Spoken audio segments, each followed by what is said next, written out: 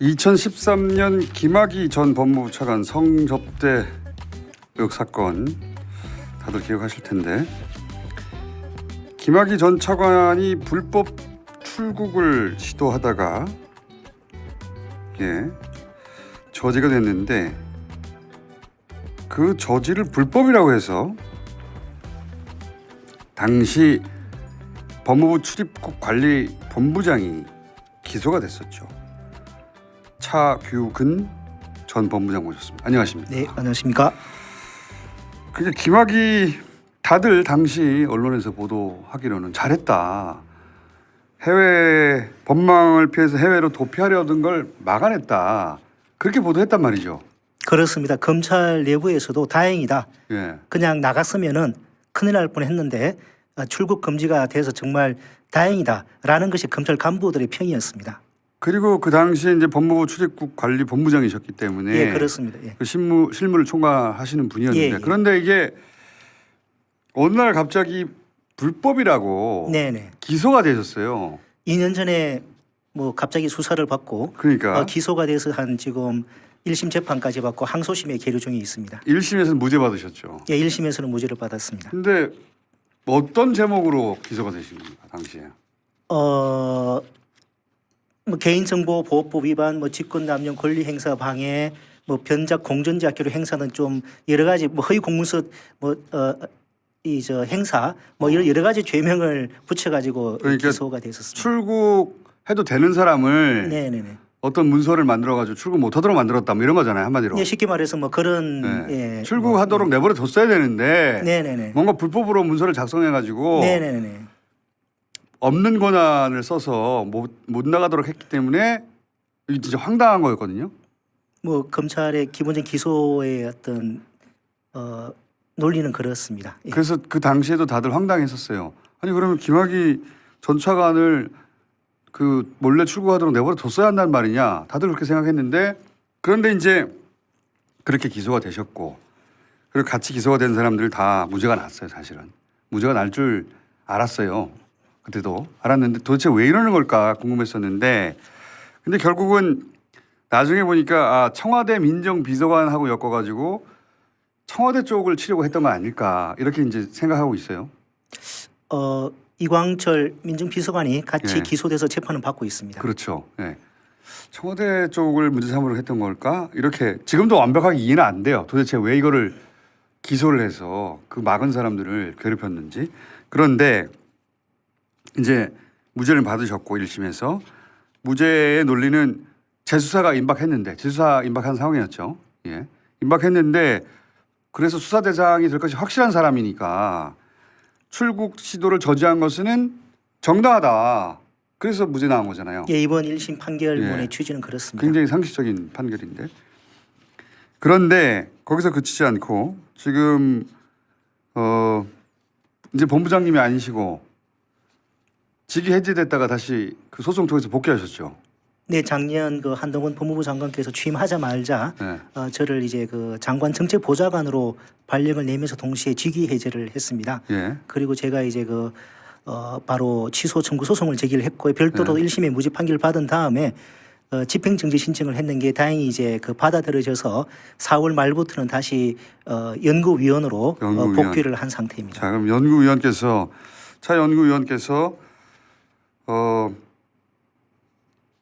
고발을 했어요. 누구를 고발했냐면 이 김학의 전 차관 1차 수사팀을 공수처에 고발을 했습니다. 예, 그렇습니다. 제가 이것 때문에 모셨는데, 예. 그러니까 첫 번째 수사한 팀. 예, 그 2013년도에 네, 2013년에 김학의 수사한 팀, 이 사람들 문제 있다고 공수처에 고발하신 거잖아요. 네, 그렇습니다. 왜 고발하신 건지 설명 좀 해주십시오. 제가 2년 전에 갑자기 수사를 받고 또 기소가 되고 재판을 받으면서 2년 동안 예.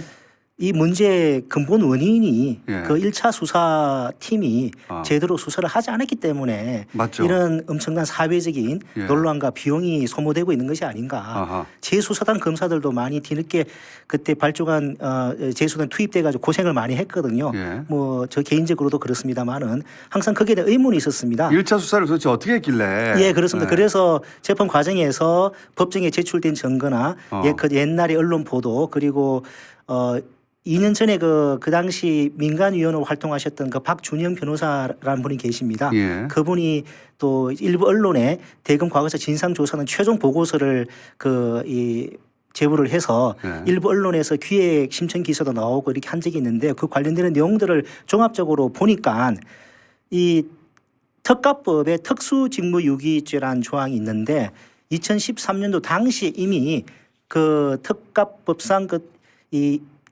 뇌물죄하고 알선수재죄에 대한 범죄 단서들이 상당히 확보가 돼 있었는데도 그 당시 검사들이 그 수사를 제대로 하지 않았는가라고 의심할 만한 상당한 좀 부분들이 발견됐기 때문에 고발하게 됐습니다. 잠깐만요. 지금 너무 전문 용어가 많이 죄송합니다. 나와가지고 예. 정리를 해보자면 1차 수사팀이 지금은 이제 우리는 성범죄, 성접대 여기만 네, 이제 예, 머리가 꽂혀 예. 관심이 꽂혀 있는데 당시 김학의 전 차관에 대해서 특가법상 뇌물죄를 네네네. 적용할 수 있는 혐의가 분명히 있었을 것 같은데 네네네. 그걸 안 했다 이런 말씀이시죠? 그렇습니다. 어허. 그 윤중천 씨가 2019년도 재수사단 수사에서 기소가 돼서 예. 특가법상 알선수재죄 등으로 5년 6월에 실형을 선고를 받고 지금 복역 수감 중에 중이죠. 예, 예. 계신데요. 예. 그 윤중천 씨 1심 판결문에 보면 이런 내용이 나와 있습니다. 그 검찰이 예. 2013년도에 수사권과 공소권을 예. 적절하게 행사를 했더라면은 피고인이 그 당시에 이 형사법정에 섰을 것이다. 피고인 본인도 지금이 아닌 그때 이 사건이 마무리되어서야 한다고 불만을 토로한다라는 내용이 그 윤중천 씨 2019년도 기소됐을 때 1심 판결문에 이런 내용이 있습니다. 본인이 스스로 본인도 그런 말을 했기 때문에 판결문 들어갔겠죠. 그리고 작년에 10월 달에 저희 출국 금지 사건 재판에서도 윤중천 씨가 나와서 예. 경찰에서는 말을 안 했는데 검찰 가서는 다 말을 했다. 근데 검찰이 내가 말한 걸 다 덮어서 무마해서 지금 이렇게 됐다. 이렇게 법정에서 공개적으로 증언도 했습니다. 아하. 자, 그럼 다시 정리해 볼게요. 2013년에 이 성접대 의혹으로 대부분 포커스가 맞춰져 있었는데 성범죄 뭐 예, 네. 그렇죠. 네. 그런데 그 당시 수사할 그 당시에 스폰서 검사 얘기도 있었죠. 이 네, 사실은 예. 다 스폰서 검사를 성접대를 했다는 거 아닙니까? 네, 그렇죠. 그런데 그 스폰서 검사라는 얘기는 뇌물이 등장하기 마련이고 네, 네. 그 뇌물을 제공한 사람이 나중에 2차 수사를 받을 때 내가 1차 수사 때 그때 사실은 법정에 서서 이런 죄가를 치렀어야 하는 건데 그때 치르지 않고 지금 이렇게까지 오게 된 것이고 경찰에서는 사실대로 말하지 않았지만 검찰에 가서는 내가 사실도 다 말했는데도 네네. 검찰이 그때 무마해버렸다. 이런 주장을 했다는 거죠. 예, 작년에 법정에서 그런 윤중천 씨가 그런 진술을 증언을 했습니다. 이 사람이 뇌물 준 사람인데 이 양반이 한 말이 이 양반은 알선수재로 들어갔죠. 네네. 그 윤중천 씨 본인은 특가법상 알선수재죄로 알선수재 들어가서 예. 그럼 알선수재가 있었다는 것은 넘어간 뇌물이 있었다는 거잖아요, 뭔가. 뭐 알선수재죄는 이제 그 수뢰는 아니고요. 네. 그 공무원의 직무 관련해서 자기가 이제 좀 처리해 주겠다라고 하는 게 그 알선수재. 처리해 주려면 돈이 와요. 예. 그래서 뭐 당연히 추징금도 14억 정도 추징금 판결도 받았습니다. 그 알선수재가 이루어지려면 예. 말만으로는 안 되고 돈이 왔다 갔다 예, 해야 되잖아요. 예. 근데 그 대상이 검찰이었을 거 아닙니까? 네, 뭐 검찰 수사 관련해서 네, 그렇게 추정이 되는데 윤중천 씨가 자기가 2013년에 이 일은 2013년에 벌어진 거예요, 그죠? 네, 그렇습니다. 예. 근데 2019년에 수사 받을 때 내가 검찰에 가서 다 말했는데 그때 다 무마됐다. 그리고 네네. 법정에 가서도 내가 그때 다 말했는데 그때 무마되고 지금 와서야 내가 지금 법정에 서게 된 것이다. 이런 말을 했다는 거죠. 예, 작년에도 했고 저희 저희 재판에서 증인으로 와서도 그런 말을 했고요. 윤준석 씨가 또 본인의 그 재판에서도 아마 그런 취지의 말을 한 것 같습니다. 그렇기 때문에 본인의 재판 판결문에 그런 내용이 들어가 있는 것으로 보입니다. 그리고 1차 수사팀이 김학의 전 차관의 특가법상 뇌물죄 혐의를 잡았을 가능성이 있지 않느냐. 네네네. 그런데 그걸 무마한 거 아니냐. 예, 그걸 수사해 달라고 지금 고발하신 거죠. 예, 그래서 특가법상 뇌물죄와 아하. 윤중천 씨의 특가법상 알선수재죄 두 가지입니다. 아하. 예. 근데 이제 이걸 밝혀낼 수 있을까요? 저는 제수사단이 2019년도에 두 달 만에 예. 그 윤중천 씨와 그 김학의 전 차관을 구속 기소했거든요. 예. 이 특가법상 뇌물죄와 특가법상 알선수재죄로 예. 이 두 달 만에 물론 제수사단이 많은 노력을 해서 그런 것도 있겠지만은 2013년도에 그 경찰이 조사한 그 피해자 참고인 기록들과 또 이게 확보된 범죄 단서들이 있었기 때문에 제수사단도 두 달 만에 어허. 구속 기소할 수 있었다고 저는 생각하고 있습니다. 아, 이미 그때 자료가 있었을 것이다. 예, 그렇습니다. 그리고 그 자료들이 윤중천 씨 1심 판결문이 보면은 2013년도에 관련된 참고인 피의자들의 조서나 그 당시에 제출된 자료들이 판결문에도 적시가 되어 있습니다. 어허. 그렇기 때문에 윤중천 씨 1심 그 재판장이 2013년도에 검찰이 수사권과 공소권을 적절하게 행사를 했더라면은 그 당시에 이 법정에 섰을 것이다라고 판단한 것이 그 당시 그 자료들을 그 재판장께서는 보셨기 때문에 그런 판단을 하신 것으로 보입니다. 2013년에 그 수사 자료에 이미 특가법상 뇌물죄를 특정할 수 있는 혐의들이 포함돼 있었을 것이라고 지금 보시는 거네요. 네네. 예. 그런데 그때는 무마해버렸고, 근데 수사를 하지 않았어. 수사를 하지 않았고. 예, 예.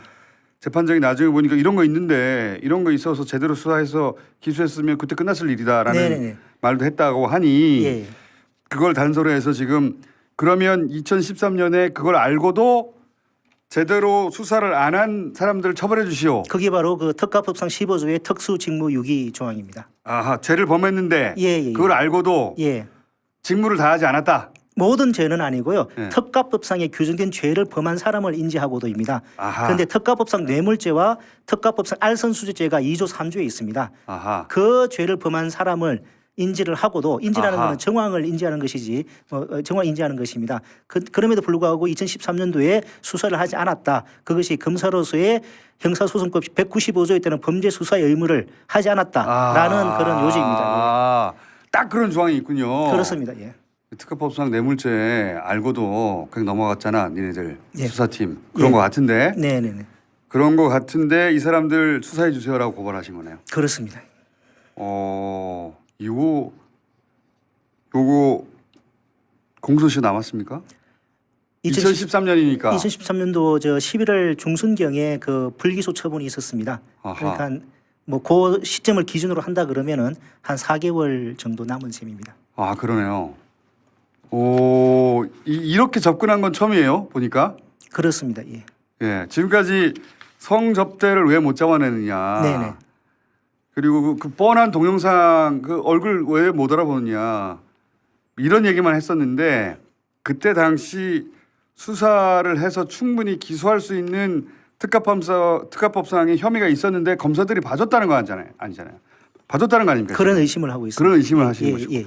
이 사람들 수사해 주시라고 공수처에 고발했는데 공수처가 이 수사를 제대로 할 수 있을까요? 저는 충분히 할 수 있다고 봅니다. 왜냐하니까 이 사건은 쟁점이 간단합니다. 새로 어떤 뭐 범죄 수사를 대규모로 벌일 필요가 없습니다. 그렇죠. 2013년도 당시에 수사 기록 경찰 검찰 수사 기록과 2019년도 제수사단 수사 기록 그리고 저 재판 기록만 입수해서 비교 분석만 하면 됩니다.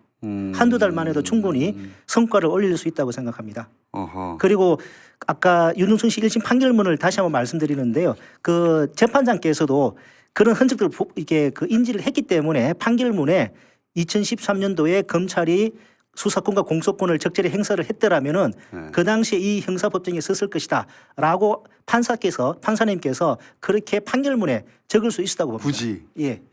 굳이 따로 적시한 거죠. 예, 사실은. 예.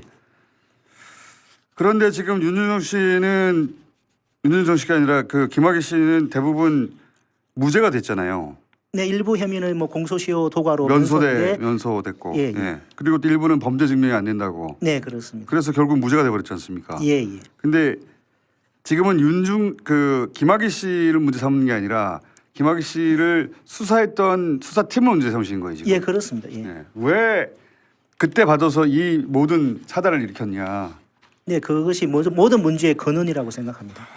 듣고 보니까 모든 문제의 근원이 맞네요. 근데 그걸 그 책임을 물을 수 있다는 발상을 지금까지는 아무도 안 했는데 지금 차규근 전 법무부 출입국 관리본부장께서 본인이 일을 당하고 보니 도대체 내가 왜 이런 일을 당해야 되느냐 근본을 따지다 보니까 최초의 수사팀이 봐줬구나. 그렇습니다. 예. 최초의 수사팀이 봐줬고 검사들이 가장 강한 권력은 기소하는 게 아니라 기소해야 되는 사건을 기소하지 않는 거죠, 사실은. 그게 제일 강한 권력이죠. 그랬던 거 아닐까 지금 의심하고 계시죠. 예, 그렇습니다. 그런 의심을 할 만한 정황은 충분하고 수사 자료도 충분히 있고 네. 수사 자료를 본 판사가 그런 말도 했기 때문에 네네. 공수처가 의지만 가지고 있다면 수사 기록만 입수해서 그렇습니다. 예. 검토하면 예. 이건 기소했어야 되는 사건을 기소하지 않았구나 네네네. 라고 판단되면 수사팀을 다 기소할 수 있는 거 아닙니까? 그렇게 그렇게 생각합니다. 판단된다면. 예, 예, 예. 기대가 되는데요. 기대가 됩니다. 예. 그동안 고생 많으셨죠. 아직 끝나지 않았습니다. 항소심 또 뭐 남아 있어 가지고. 예. 예, 끝나지는 않았지만 일단 1심 무죄가 났으니까요. 예. 형사 사건에서 1심 무죄는 굉장히 크죠. 예. 지금 법무부 연수원의 연구위원으로 계시고 이거 좌천입니까? 영전은 아닙니다. 예. 영전은 아니고 예, 예. 좌천되셨지만 하지만 이제 공직자 신분이신 거고 예, 예, 지금 예, 예. 여기까지 듣고요. 이 사안이 어떻게 전개될지 굉장히 궁금하네요. 4개월 남았다고요? 네네. 4개월 얼마 안 물론 뭐 남았네요. 공수처에서 예. 또 다르게 뭐 판단을 해서 시효가 더 남았다고 뭐 볼 수도 있겠지만은 일단은 보수적으로 보더라도 예. 4개월 정도는 남은 것 같습니다. 4개월이면 예. 충분하다고 보시는 거고. 충분하다고 생각합니다. 자, 이 사건 전개 저희도 지켜보겠습니다. 오늘 여기까지 하고 또 모시게 될 것 같네요. 차규근 전 법무부 출입국 관리 본부장이었습니다. 감사합니다. 예, 감사합니다.